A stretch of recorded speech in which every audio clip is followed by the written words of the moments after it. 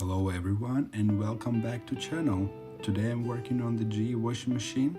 Customer says it does very loud noise and wouldn't go through the cycle.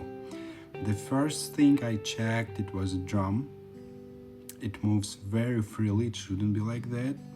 And I'm assuming there are two suspension springs holding entire drum only. And to clarify the problem with the shock absorbers, I have to take off the bottom panel and check the condition of 4 of them. Actually, this particular model has 4.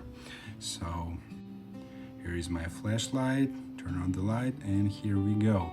So yeah, the front left shock absorber broken with the plastic clamp on it. The rear one broken too, and the original part cost $82 before tax and delivery. So we need to replace 4 of them. Okay.